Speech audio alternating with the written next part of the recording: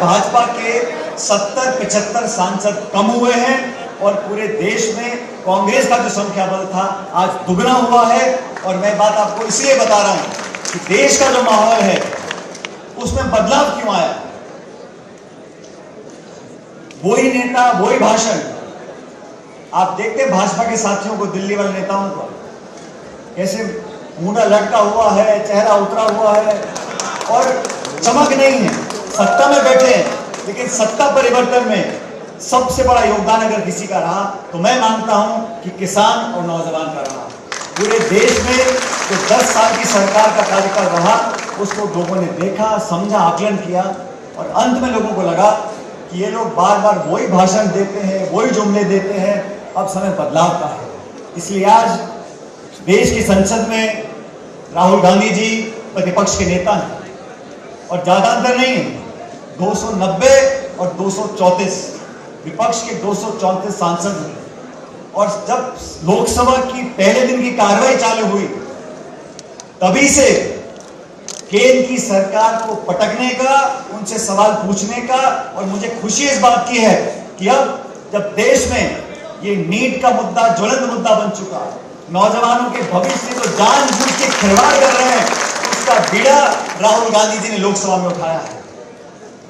आप सब यहां नौजवान साथी बैठे हैं और हम सब जानते हैं इस देश में परीक्षा पास कर नौकरी पाना बड़ा कठिन, जटिल, मेहनतकश, तपस्या त्याग करने के बाद एक बच्चा बच्ची नहीं करते, पूरा परिवार करता है।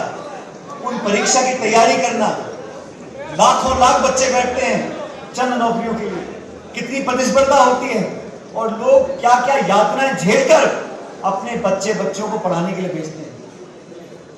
और उसके बाद जो पूरे देश में आज इतना बहुत बड़ा कांड बन चुका है, उस नीट की परीक्षा का सरकार के पास कोई जवाब नहीं है। अंधी बहरी होकर सरकार बोल रही नहीं, कोई घपला नहीं हुआ, कुछ जगह गड़बड़ी हुई है। हम सब आज NSY के कार्यक्रम में आए हैं, हमको ये जवाब लेने होंगे ये पेपर लीक होते कैसे, करवाने वाले कौन हैं, और कागजी कार्रवाई से, भाषण देने से, घड़ियालों आंसू बहाने से नहीं होगा। आप उन लोगों को पकड़ो जो इसके पीछे बैठे हुए हैं। हमें मजबूर करना पड़ेगा साथियों, हमें मजबूर करना पड़ेगा देश के उन लोगों को जो सत्ता में रहते हुए इस घिनौने अपराध को बर्दाश्त करते हैं। मैं आरोप ही नहीं लगा रहा हूं, लेकिन जो लोग ऐसे अपराध को बर्दाश्त भी कर रहे हैं वो उतने ही गुनहगार हैं। और छात्र संघ की बात करते हैं, धीरज जी बोल रहे थे, प्रदीप जी बोल रहे थे, सही बात है, अच्छा खाना मिलना चाहिए, हॉस्टल की सुविधा होनी चाहिए, छात्रों के अधिकार पर लड़ाई में लड़नी चाहिए। लेकिन जिस काम के लिए हम पढ़ाई कर रहे हैं, जिन परीक्षाओं में हम बैठना चाहते हैं, उनकी बोली लगेगी, वो हजारों लाखों में बिकेंगे और करोड़ों हमारे बच्चे परिवार मातम मनाएंगे, दुख मनाएंगे, कचहरी के चक्कर काटेंगे। ऐसा नहीं हो सकता। हम लोगों को संकल्प लेना चाहिए, सैद्धांतिक संकल्प लेना चाहिए कि इस प्रकार की कार्रवाई के लिए हम हर सीमा पार करने को तैयार हैं। और विनोद जी, आप, वरुण जी ने पूरे देश में आज मुहिम चला रखी है। युवक कांग्रेस ने, NSY ने, केंद्र की सरकार ने जो जानबूझ के उनकी नाक के नीचे जो पेपर लीक हो रहे हैं, नीट की परीक्षा में जो हुआ, उसकी जवाबदेही तय करनी पड़ेगी, लोगों को सजा देनी पड़ेगी, उदाहरण स्थापित करना पड़ेगा।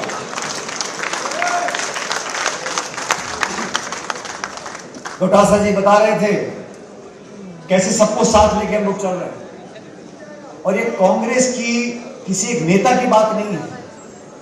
ये 135 साल से इस पार्टी ने बहुत लोगों के लिए बहुत मौके दिए और एक ऐसी सोच पैदा करी है जो इतनी व्यापक है, उसमें हर उम्र का, हर धर्म का, हर पृष्ठभूमि का, हर जाति का व्यक्ति समा सकता है। जरूरत इस बात की उस भावना को हम पैदा रखें। आज युवाओं के लिए हम सब युवाओं की बातें करते हैं, नौजवान देश का भविष्य है, नौजवान देश का भविष्य है। मुझे भी 25 सालों के सुनते सुनते हकीकत ये है साथियों कि नौजवान देश का वर्तमान है, भविष्य तो बहुत लंबी बात है, वर्तमान है। इस बात को हमें समझना पड़ेगा, इस बात को एक्सेप्ट करना पड़ेगा। और राजस्थान के बारे में वरुण जी बता रहे थे, राजस्थान वो राज्य है जहां बहुत सारे नौजवानों को मौका मिला। मौका सिर्फ प्लेटफॉर्म मिलता है। आज ये अध्यक्ष बने हैं, पहले अभिषेक चौधरी अध्यक्ष थे, उससे पहले राकेश में बहुत अध्यक्ष थे, आगे भी अध्यक्ष होंगे। उस प्लेटफॉर्म का हम इस्तेमाल कैसे करते हैं? आप अपनी काबिलियत क्या स्थापित कर पाते हो? आप अपने आचरण से, अपनी वाणी से, अपने भाषण से, अपनी सोच से, अपनी कार्रवाई से, अपनी कार्यप्रणाली से क्या लोगों को जीत सकते हो? पद देना बहुत बड़ी बात नहीं है। पद तो कभी ना कभी किसी के पास रहता ही है। उस पद पर रहते हुए हम क्या अपनी लाइन लंबी कर सकते हैं? उस पद पर रहते हुए हम एक अपनी छाप छोड़ सकते हैं, हम लोगों के दिलों में जगह पैदा कर सकते हैं। मैं 2003 की बात बताता हूं आप लोगों को। मैं संसद में नहीं था उस समय। कांग्रेस पार्टी के अध्यक्ष सोनिया गांधी जी थी और अटल बिहारी वाजपेयी जी प्रधानमंत्री थे। 2004 के लोकसभा चुनाव आने वाले थे। 2003 में, मुझे महीना याद नहीं है, लेकिन सोनिया गांधी जी ने देश भर के 15-20 नौजवान लोगों को एआईसीसी में बुलाया। मुझे भी आमंत्रण दिया। मैं वहां गया और उड़ीसा, बंगाल, कलकत्ता, हर जगह से, पंजाब, राजस्थान के लोग आए थे। और सोनिया जी ने अकेले वहां मुलाकात करी एज कांग्रेस प्रेसिडेंट, और उन्होंने कहा कि अगले साल लोकसभा का चुनाव है, हमारी पार्टी में कार्य समिति भी है, प्रभारी भी हैं, बड़े बड़े पदों पे लोग हैं, लेकिन 2004 में जब कांग्रेस पार्टी चुनाव लड़ने जाएगी तो मैं चाहती हूं कि आप सब मिलकर अपने अपने राज्यों में जाओ और सुनो और समझो कि इस देश का नौजवान हमसे क्या उम्मीद रखता है, ताकि उन बातों को मैं कांग्रेस पार्टी के मैनिफेस्टो में डाल सकूं। हम सबको इतना आश्चर्य हुआ कि इतनी बड़ी नेता, कांग्रेस के अध्यक्ष, उस टाइम मैं 23-24 साल का होगा मेरे ख्याल, ऐसे हम लोगों को बुलाया और बड़ा अनौपचारिक बात करके कहा कि आप जो कैंपसेस में, कॉलेजेस में, यूनिवर्सिटीज में जो यंग प्रोफेशनल्स हैं, उनकी बात को सुनो, गांव में, ढाणी में, शहरों में जाकर, और उनकी बातों को सुनकर हमको बताओ, ताकि हम उसको अपने मैनिफेस्टो में डाल सकें। नौजवान लोगों को राजनीति के अग्रिम पंक्ति में हमेशा कांग्रेस पार्टी ने जगह दी है। और पिछले 8-10 सालों में जितने हमारे साथी यहाँ बैठे हैं, जिनको आज बहुत कुछ चुनाव लड़ने का मौका मिला, MLMD बनने का मौका मिला, मैं समझता हूं ये कभी संभव नहीं होता अगर राहुल गांधी जी का हम सबका आशीर्वाद नहीं होता। अगर राहुल गांधी हमको नहीं बोलते कि युवाओं को मौका दें, हम सबको जब नौजवान उम्र में सांसद, मंत्री, अध्यक्ष बनने का मौका मिला और अपने कार्यकाल में हम और नौजवानों को मौका नहीं दें, तो वो गलत बात है। हम लोग जो पदों पर पहुंच चुके हैं, आज हमारी जिम्मेदारी बनती है कि हमसे जो उम्र में कम है उनका साथ हम दें, उनको रास्ता हम दिखाएं, उनकी गलतियों को सुधारें, अपने अनुभव का लाभ उन लोगों को दें। ये जिम्मेदारी हम सब मंच पर बैठे हैं। और ये हमारी जो टीम है, आज जूली जी का भाषण सुन रहा था मैं, सदन के अंदर जब नेता प्रतिपक्ष पहली बार बने तो बहुत से लोग सोचते थे टीकाराम जी कि पता नहीं जूली जी का भाषण कैसा होगा, कैसा नहीं होगा, लेकिन मैं सदन में बैठा था और मैं आपको आज सब लोगों के सामने बताना चाहता हूं, नेता प्रतिपक्ष बनने के बाद आपने जो करारा भाषण दिया, जो आपने जो वहां भाषण दिया था, जितने भाजपा के साथी बैठे थे वो अपना सर हिला के 5 साल के लिए मारे गए। और अभी भी आप हर बात पर उठकर अपनी बात को रखते हो। मुझे खुशी है कि गरीब परिवार के, दलित परिप्रेक्ष्य का आज नौजवान, मेरे उम्र में कम याद होने से मेरे उम्र के हैं, लेकिन हम डोटासरा जी, टीकाराम जी और हमने इकट्ठा काम किया। जिले के अध्यक्ष थे, मैं प्रदेश में अध्यक्ष काम कर रहा था, आज मैं दिल्ली का महासचिव हूँ, ये प्रदेश अध्यक्ष और नेता प्रतिपक्ष है। समय का अच्छा रुकता नहीं है साथियों, इसलिए यहाँ जितने आप बैठे हो, आप भी कभी ना कभी इन पदों पर बैठोगे, कोई ना कोई संख्या और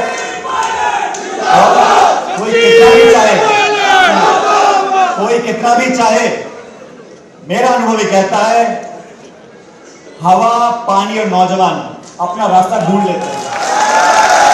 आप तो सिर्फ, लेकिन हाँ, आपकी नीयत में, आपकी काबिलियत में, आपकी मेहनत में अगर कहीं खोट आएगी तो वो छिपती भी नहीं। तो कृपया करके संकल्प लो, मेहनत करो, समय लग सकता है, लेकिन मैं बता रहा हूं आप लोगों को, अगर आप मेहनत करते रहोगे आपका समय जरूर आएगा। पद पोस्ट मिलते रहेंगे, लेकिन पद जब मिल जाए तो कृपया करके उन लोगों का साथ नहीं छोड़ना जो आपके हमसफर रहे, जिन्होंने आपको इन पदों पर पहुंचाया है, उन लोगों को साथ करना पड़ेगा। जो आपके कार्यकर्ता रहे, साथी रहे, कभी कभी पदों में बैठ जाते हैं, समय कम मिलता है, सोच बदल जाती है, और बड़े लोग मिल जाते हैं, तो जो पीछे छूट जाते हैं उनकी फिर बद्दुआ लगती है। इसलिए उन सब लोगों को साथ लेकर चलना चाहिए। दोस्तों, मैंने शुरू में जब कहा कि ये नीट का प्रकरण इसने देश को हिला दिया है, और अब मैं देखता हूं कहीं ना कहीं जब सरकार तो बन गई बीजेपी की, लेकिन थोड़ा थोड़ा परिवर्तन मीडिया में भी आया है। अब वो भी जो है मुद्दों को दिखा रहे हैं, कमियों को बता रहे हैं, और विपक्ष की आवाज को वो थोड़ा बहुत दिखाना शुरू किया है। पेपर जब लीक होता है, मैं तो ऐसा मानता हूं कि इससे घिनौना अपराध नहीं है, और जो अफसर, अधिकारी, नेता जो भी हैं, उनको अगर काली कमाई करनी भी है तो मैं तो कहता हूं किसी और डिपार्टमेंट को पकड़ लो, लेकिन इसको जो पेपर लीक इस देश प्रदेश में कभी होता है तो, और आप सब जानते हो पेपर लीक पे मेरा जो स्टैंड रहा, मैं कल भी उस पर कायम था, आज भी कायम था, हमेशा कायम था। तो कितना बड़ा व्यक्ति हो, अगर उसने जाने में हजारों लाखों बच्चों के भविष्य खिलवाड़ किया है, तो किसी ने सही कहा कि हर गलती सजा मांगती है।